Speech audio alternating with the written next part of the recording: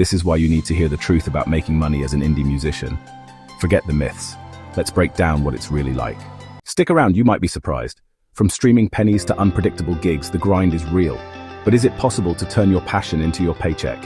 Let's dive in and find out. Let's start with streaming. The elephant in the room. You've probably heard you need 1 million streams to make decent money.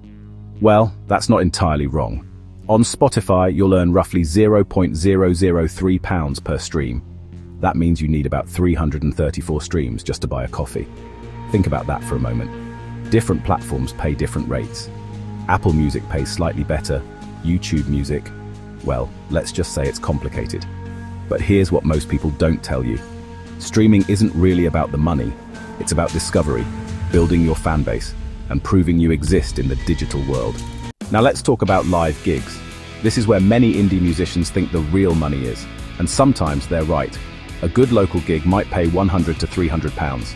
Sounds decent, right? But factor in travel, equipment, time spent promoting, and suddenly it's not looking so rosy. Plus, there's the unpredictability. One week, you might have 3 gigs, the next week, nothing. It's feast or famine. And here's a question for you. Have you ever had to play to an almost empty room? How did that feel? Let me know in the comments. Merchandise can be a game changer. T-shirts, vinyl, CDs, these have much better profit margins than streaming. A £15 t-shirt might cost you £5 to make. That's a £10 profit per sale, equivalent to about 3,000 streams.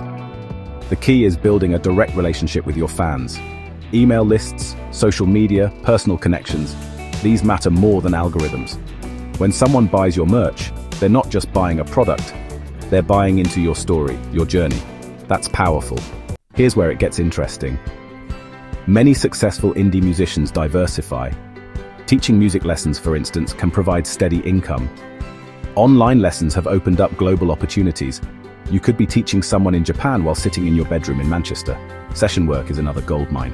Playing on other people's records, backing vocals, even just lending your home studio for recordings. The music industry runs on relationships.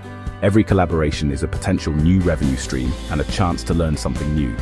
Before we continue, I'd love to know what's been your biggest challenge as an indie musician. Is it the money, the exposure, or something else entirely? Drop a comment below and let's start a conversation. And if you're finding this helpful, smash that like button and subscribe for more honest takes on the music industry. Trust me, we're just getting started. Now here's where indie musicians can really strike gold.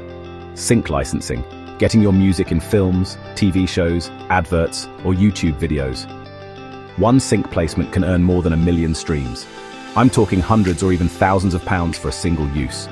The trick is creating music that works in different contexts. Instrumental versions, shorter edits, music that enhances rather than dominates. Platforms like Audio Jungle, Pond5, and Epidemic Sound have democratized sync licensing. You don't need a major label anymore. The Patron Economy has changed everything. Platforms like Patreon, Ko-Fi, and Bandcamp allow fans to directly support artists they love. It's not just about money, it's about building a community. Your most dedicated fans want to be part of your journey. Exclusive content, early releases, behind-the-scenes access. These create value beyond just the music itself. Think about it. Would you rather have 10,000 casual listeners or 100 dedicated fans who each contribute £5 monthly? The math is pretty clear. Let's be brutally honest. Most indie musicians aren't making a living wage from music alone. The average indie artist earns less than £200 per month from all sources combined. That's harsh, but it's reality. However, those who treat it like a business, diversify their income, and build genuine relationships with fans, they're the ones breaking through. Artists like Amanda Palmer, Macklemore before his major deal, and countless others have proven it's possible. But it requires more than just making good music. It requires business acumen, marketing skills, networking, and honestly, a bit of luck. But here's my question. Are you willing to develop those skills alongside your musical talents? Here's the secret nobody talks about. The most successful indie musicians aren't just musicians. They're entrepreneurs, marketers, community builders, and storytellers. They understand that in today's music industry, your talent is just the entry ticket. Your business skills determine how far you'll go. Does this mean you should give up on your musical dreams? Absolutely not. But it means approaching them with eyes wide open and a solid plan.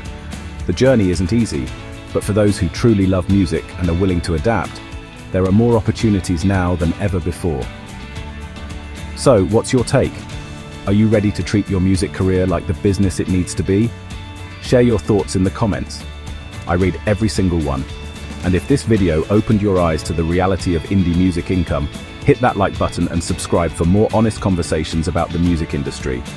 Until next time, keep creating, keep grinding, and remember, your music matters, even if the money doesn't always show it yet.